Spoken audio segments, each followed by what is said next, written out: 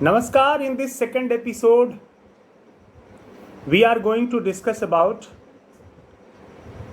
our Indian culture and history. बेटा, इतिहास में संस्कृति तो बहुत पढ़ते हैं, लेकिन आज इस क्लास में हम संस्कृति का इतिहास आज डिस्कस करेंगे। सबसे पहली बात क्या है कि हमारी भारतीय संस्कृति, जो कि उत्तर प्रदेश गवर्नमेंट और हमारे प्रधानमंत्री के मन की बात के एपिसोड में एक बहुत महत्वपूर्ण विषय रहा है, और भारत सरकार ये चाहती है और ये होना भी चाहिए कि हर भारतीयों को अपनी भारतीय संस्कृति के मूल जो संदर्भ है उसके बारे में एक बेहतर जानकारी हो, एक अच्छी जानकारी हो। और इसी उद्देश्य से उत्तर प्रदेश गवर्नमेंट ने भी बहुत सारे विद्यालयों को ये जिम्मेदारी दे रखी है। सौभाग्य से इस जिम्मेदारी का निर्वहन आज मैं भी अपने इस क्लास में कर रहा हूँ। और सबसे अच्छी बात क्या है कि हम आज जिस भारतीय संस्कृति के संदर्भ को इस एपिसोड में लेने वाले हैं वो मुख्य रूप से 3 चीजों को लेंगे बेटा। सबसे पहली बात हम जरा आइए अपने देश में मूर्ति कला का इतिहास जानें। मूर्ति पूजा हमारी भारतीय संस्कृति का कैसे एक रूप हुई। दूसरी बात, हम जरा जानें कि हमारे देश में चिकित्सा की जो संस्कृति और जो ज्योतिर्विज्ञान की संस्कृति जो बिलीव है वो कैसे विकसित हुई। तो सबसे पहले हम चलते हैं, जरा अपनी भारतीय संस्कृति में देखें कि मूर्ति कला का जो इतिहास है, उसकी जो शुरुआत है वो किस तरह से हुई। आपको पता है बेटा, सबसे पहली मैं एक इंटरेस्टिंग बात आपको बताऊं कि हमारे देश के इतिहास में मूर्ति पूजा की सबसे पहली शुरुआत जो इंडो ग्रीक और कनिष्क का पीरियड है उसी काल से होता है। उसके पहले अगर मौर्यन काल की बात करें आप, या इंडस वैली सिविलाइजेशन की बात करें, सिंधु घाटी सभ्यता की, तो इसमें हमें अपने देवताओं की उन मूर्तियों का कोई साक्ष्य नहीं मिलता।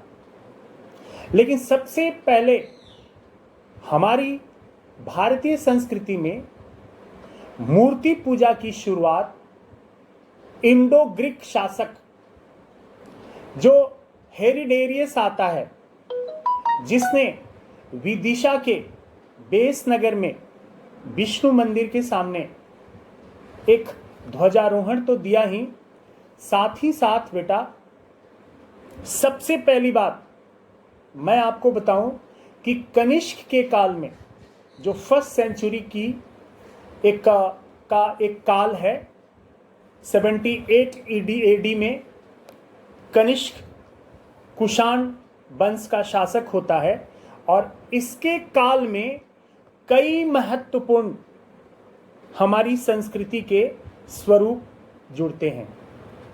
सबसे पहली बात अगर मैं आपको बताऊं तो सबसे पहली बात जो मैं आपको बताऊं तो भारतीय संस्कृति में मूर्ति कला के स्वरूप को गढ़ने की जो शुरुआत हुई वो कनिष्क के शासनकाल में हुई। आपको पता है कि कनिष्क के काल में ही बौद्ध धर्म जो है वो 2 भागों में बट गया। एक था हीनयान और दूसरा था महायान। और जो महायान जो संप्रदाय था उसमें कनिष्क के शासनकाल से गौतम बुद्ध को भगवान के रूप में और उनके मंदिरों के निर्माण की शुरुआत हुई और उनके मूर्ति पूजा की शुरुआत हुई। बड़े पैमाने पे उनकी मूर्ति बनाई जाने लगी। और पता है, कनिष्क के शासनकाल में ही भारत में दो मूर्ति कला का विकास हुआ। पहला था गांधार शैली और दूसरी थी मथुरा शैली। बेटा, कनिष्क की दो राजधानियां थीं। एक था पुरुषपुर, जो आज का पेशावर है, और पुरुषपुर में बड़े पैमाने पे कनिष्क के शासनकाल में गांधार शैली में गौतम बुद्ध की प्रतिमाएं यथार्थ शैली के संदर्भ में बनाई गई, जो ग्रीक देवताओं से काफी मिलती जुलती थी। रोम, यूनान और भारतीय कला का सम्मिश्रण है ये गांधार शैली। और अपोलो देवता से मिलते जुलते गौतम बुद्ध की प्रतिमाएं पहली बार इस देश में बनी। और दूसरी जो सबसे महत्वपूर्ण मथुरा शैली है, मथुरा शैली में ही हमारे सभी देवी देवताओं के स्वरूप को पत्थरों पे उकेरा गया, उनको उनका स्कल्पचर हमने डेवलप किया। चतुर्भुज, पंचमुख शिव की प्रतिमा पुरुष रूप में, और ये तमाम तरह की प्रतिमाएं मथुरा शैली में बेटा मथुरा शहर में विकसित की गई। ये हमारी भारतीय संस्कृति की एक बहुत ही महत्वपूर्ण संदर्भ है, संस्कृति की एक जानकारी है। आमतौर पे हम मूर्ति कला की बात करते हैं तो हमें लगता है शायद कि ये बहुत ही प्राचीन समय से, जिसकी कोई जानकारी न हो, तब से ही मूर्ति कला चली आ रही होगी। हकीकत यह है कि मूर्ति पूजा ग्रीक में भी थी। यूनान के लोग मूर्ति पूजा करते थे, और इंडो ग्रीक के द्वारा मिनेंडर के जब शासक बनकर वो भारत आता है तो उसने ये शैली हमारे देश में लाई। और पता है, अब दूसरी एक महत्वपूर्ण संदर्भ की मैं बात करने जा रहा हूं। ये जो दूसरा संदर्भ है बेटा, ये है ज्योतिष कला की। ऑफ कोर्स, रामायण में, महाभारत में राशियों की गणना कालचक्र के हिसाब से समय का आकलन किया गया है, लेकिन राशियों के बहुत सारे नाम जो मिलते जुलते हैं वो ग्रीक नाम से मिलते जुलते हैं, यूनानी संस्कृति के नाम से मिलते जुलते हैं। इसलिए ये एक ऐतिहासिक सत्य है। It's a historical facts that so many terms and believes of our astronomy, हमारे ज्योतिष शास्त्र के बहुत सारे विषय, जैसे दिन के जो नाम हैं, जो काल गणना है, जो राशियों के चाल का मनुष्य के भाग्य पर पड़ने वाले प्रभाव हैं, ये सब इस इंडो ग्रीक शासक और कनिष्क के शासनकाल से संबंधित है। अब मैं आपको एक बात और बताऊं, हमारी भारतीय संस्कृति में चिकित्सा शास्त्र का बहुत महत्व है। आपको पता है बेटा, चिकित्सा शास्त्र में कनिष्क का शासनकाल बहुत महत्वपूर्ण है, जो एक कुषाण शासक था, जिसकी बैकग्राउंड एक मिडिल एशिया और चाइना मूल से है, जो कैजुल कैडफिसस पहला शासक हुआ था कुषाण वंश का, और उसी का उत्तराधिकारी था कनिष्क, और कनिष्क के दरबार में हुआ करते थे भारत के एक महत्वपूर्ण चिकित्सा शास्त्री, जिनका नाम है चरक। चरक ने पहली बार क्या किया,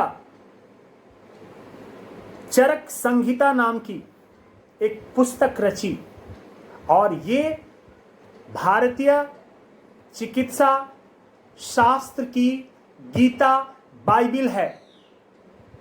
मूल जो ज्ञान, मूल जो स्रोत है जानकारियों का, इस चरक संहिता से ही आती है।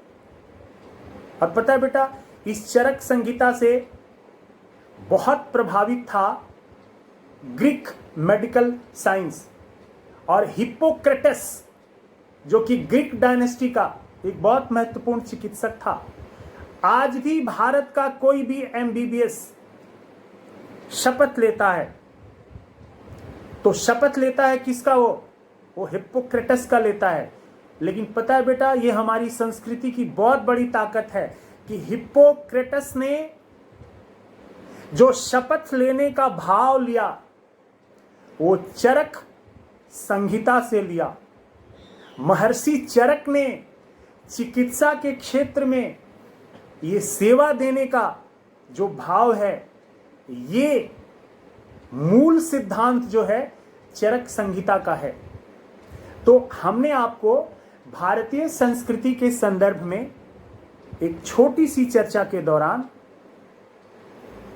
भारत में मूर्तिकला, भारत का ज्योतिर्विज्ञान और भारत का चिकित्सा शास्त्र का विज्ञान के संदर्भ में इस एपिसोड में चर्चा की। हमारे भारतीय संस्कृति के ऊपर का ये एपिसोड आगे भी चलता रहेगा। आज के एपिसोड में बस